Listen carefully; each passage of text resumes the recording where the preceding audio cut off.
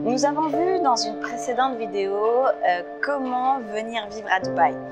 Comment vivre à Dubaï, donc pour rappel, sponsor par la famille, investissement immobilier, trouver un emploi et créer une société. Dans plusieurs vidéos, j'aimerais détailler chacune de ces possibilités afin de vous permettre de vous expatrier en toute tranquillité. Aujourd'hui, on va traiter de la question comment venir créer sa société aux Émirats Arabes Unis.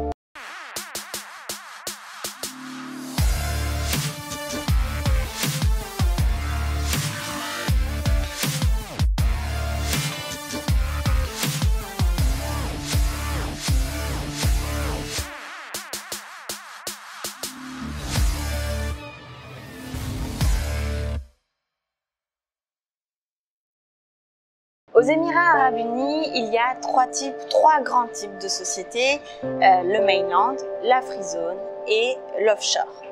Donc trois grands types de sociétés. L'offshore, c'est pour les sociétés qui ont vocation à vendre leurs biens ou leurs services à l'étranger, sans présence ici aux Émirats Arabes Unis. Petite attention sur le montage, en tout cas sur la structure offshore, il est souvent très compliqué d'obtenir un compte en banque, donc assurez-vous dès le départ d'avoir les contacts ou en tout cas d'avoir pris les rendez-vous nécessaires, les prises de contact nécessaires afin que vous ne soyez pas freiné dans votre projet à l'étape du compte en banque. Deuxième type de structure, le mainland. Donc ce sont toutes les sociétés qui ont une présence physique dans Dubaï, qui offrent un produit ou un service via par exemple une agence qui aurait pignon sur rue dans Dubaï. Quelques exemples, le restaurant, le supermarché, la pharmacie, ce sont des structures en mainland.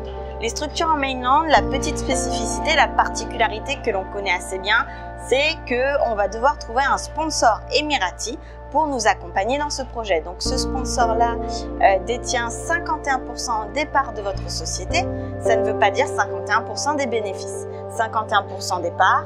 Et ensuite, par accord, vous allez voir avec lui jusqu'où s'étend ses droits sur la société en termes de modification, en termes de suppression, en termes de parts ou de bénéfices, ce qu'il touchera à la fin de l'année. Généralement, dans la plus grande majorité des cas, l'Emirati sponsorise la société contre une petite rémunération annuelle que vous êtes libre de négocier avec lui. La free zone. La free zone, c'est le troisième type de société dont je voulais vous parler. C'est une multitude de zones et d'autorités qui vont jouer le rôle de sponsor pour la création de votre société ici aux Émirats Arabes Unis. Donc ça ne vous permet pas d'avoir une boutique pignon sur rue dans Dubaï. C'est une structure qui n'est pas adaptée par exemple pour un supermarché. Par contre, c'est tout à fait adapté pour une société en e-commerce, une société de coaching, de consulting ou en tout cas une entreprise qui souhaiterait vendre ses biens et ses services, par exemple en ligne ou à l'étranger. Il y a une multitude de free zones, il y a peut-être 30, 40, 50 free zones différentes. Comment faire son choix ? Quels sont les critères qui vont vous permettre de choisir sur une free zone plutôt qu'une autre? Premier critère, l'activité. Certaines free zones sont spécialisées sur certaines activités, là où d'autres free zones auront une liste d'activités qui sera un petit peu plus grande et un petit peu plus diversifiée. Par exemple, DIFC vise plus particulièrement toutes les entreprises dans le domaine de la banque, de l'assurance, des finances et de l'investissement. D'autres free zones vont proposer une offre de service beaucoup plus large ou vont vous proposer une liste d'activités beaucoup plus large. Pourquoi l'activité est le premier critère pour le choix de la free zone? Tout simplement parce que si ce que vous projetez de faire n'est pas dans la liste des activités proposées par la free zone, vous ne pourrez pas aller vers celle-ci. Il faudra se tourner vers une autre free zone. Autre critère, ce sont des critères plutôt financiers. Donc le prix de la licence. Globalement, les prix de licence peuvent varier énormément d'une free zone à une autre. Il faut surtout savoir pourquoi vous payez. Deuxième chose, le bureau. Est-il obligatoire dans votre free zone d'avoir un bureau ou pouvez-vous travailler depuis votre domicile ou en tout cas depuis partout dans le monde? Ça, c'est aussi un critère qui est important parce qu'un bureau qui est obligatoire et qui n'est pas utilisé, c'est une charge très importante pour une entreprise, surtout nouvellement créée et qui va manger vos bénéfices. Troisième critère, le fait de devoir tenir une comptabilité ou non. Certaines free zones vont vous imposer des obligations comptables allant jusqu'à l'auditeur agréé qui doit se faire rémunérer pour ses services. D'autres free zones ne vous demandent rien en termes de comptabilité, mis à part remplir un fichier avec vos clients, etc.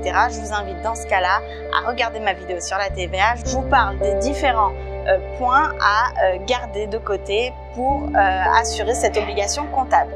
Autre critère pour choisir sa free zone, tout simplement la juridiction sous laquelle votre free zone est placée. Les principales juridictions, ça va être Dubaï et Abu Dhabi, mais c'est important pour vous de savoir sous quelle juridiction votre visa, sous quel système d'immigration votre visa est rattaché, sous quelle juridiction vous êtes redevable en cas de litige, parce que il vaut mieux anticiper plutôt que de se retrouver confronté à un problème qu'on ne connaissait pas et face auquel on ne sait pas comment agir. Autre critère qui est important, la stabilité, la fiabilité de la free zone. Certaines free zones sont réputées plus stables que d'autres, ou en tout cas sont plus récentes que d'autres ou plus anciennes que d'autres, et il est important de se renseigner à ce sujet-là. On a vu comment choisir sa free zone. Maintenant, je vais reprendre un cas un peu plus général. On parlait de mainland, de free zone, d'offshore. Comment crée-t-on son entreprise aux Émirats Arabes Unis? Il y a plusieurs étapes à suivre. La première étape, c'est la demande de licence, la demande de la création de l'entreprise en elle-même. Donc, si vous êtes en mainland, il va falloir également vous trouver un partenaire émirati qui vous accompagnera dans vos démarches, ou en tout cas qui sera là présent pour vous et qui acceptera d'être partenaire de votre entreprise. Question qui revient souvent, le partenaire émirati n'investit pas dans votre entreprise. Il détient 51% des parts sociales par la loi, mais il ne va pas financer votre entreprise, à moins que ce soit un investisseur. Mais le partenaire émirati n'a pas vocation à mettre de l'argent dans votre entreprise. Que ce soit free zone ou mainland, dans les deux cas, il faut obtenir une licence. Au-delà de l'aspect création de société, donc au-delà de l'aspect coquille vide, il faut bien se renseigner sur les autorisations, les potentielles certifications à obtenir ou les potentielles certifications à obtenir pour pouvoir exercer votre activité. Il est facile, ou en tout cas assez facile de créer une société. Il est plus difficile de créer une société qui soit fonctionnelle et qui vous permette légalement de pratiquer votre activité ici aux Émirats Arabes Unis. Donc assurez-vous d'avoir toutes les autorisations et les certifications. Assurez-vous aussi d'anticiper de ces démarches parce que certaines autorisations, ou en tout cas le plus grand nombre d'autorisations ou de certifications qui pourraient vous être demandées vont vous coûter de l'argent.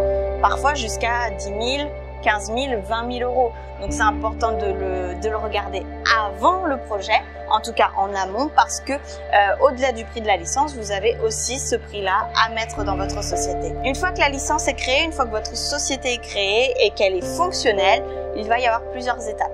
Déjà, l'étape du visa. Une fois que vous avez votre société, vous pouvez agir en tant que sponsor. Votre société peut agir en tant que sponsor pour vous obtenir un visa résident à vous et à vos employés. Une fois que vous avez votre propre visa résident, vous pouvez tout à fait sponsoriser votre femme ou votre mari, donc conjoint marié, et vos enfants. Le visa obtenu, tout simplement, ça va se présenter sous la forme d'un e-visa, donc un visa électronique. Si vous avez fait ces démarches depuis l'étranger, vous avez possibilité de venir avec ce visa électronique à l'aéroport et de rentrer sur les Émirats Arabes Unis pour suivre les démarches de création de la société. Si vous êtes ici sur place et que vous avez fait vos démarches sur place, une fois que vous aurez votre visa électronique, deux choix s'offriront à vous. Soit quitter le pays et rentrer, donc souvent prendre un billet d'avion ou en tout cas passer une frontière, donc ce qui peut coûter de l'argent, passer une frontière et revenir. Deuxième possibilité, faire un status change, donc un changement de statut d'un visa touriste à un visa résident. Donc le status change, c'est finalement ce qu'on peut appeler une entrée et sortie de territoire virtuelle, puisque vous n'entrez pas et vous ne sortez pas réellement et physiquement du territoire, mais sur les systèmes de l'immigration, on fait ça de manière virtuelle. Une fois que vous avez obtenu ce status change, ce tampon sur votre visa électronique, prochaine étape, la visite médicale. La visite médicale, vous allez la passer dans un centre médical agréé, tout simplement. En quoi ça consiste? Un rendez-vous avec un médecin, une prise de sang et une radio des poumons. Tout simplement, ce qu'on cherche, c'est tout ce qui est VIH, lèpre, tuberculose, hépatite, herpès, etc., etc. Je vous mettrai la liste en description pour que vous puissiez, si vous êtes un peu inquiet ou que vous avez besoin de vous rassurer, également demander ces tests, vous les ferez prescrire par un généraliste, par exemple en France, en Belgique ou au Luxembourg, pour pouvoir être rassuré au moment de venir sur le fait que vous passiez bien ces tests. Une fois que c'est obtenu, il faut aller faire une prise d'empreinte, une prise de photo en vue de l'obtention de l'Emirates ID. Donc tous ces aspects-là, ça peut prendre un certain temps, ça va dépendre de votre réactivité, ça va dépendre également de la free zone, ça va dépendre également du fait de l'accompagnement que vous allez choisir ou que vous allez prendre pour votre société, mais ça peut prendre un certain temps. Une fois que tout est bouclé, il reste quand même quelques démarches.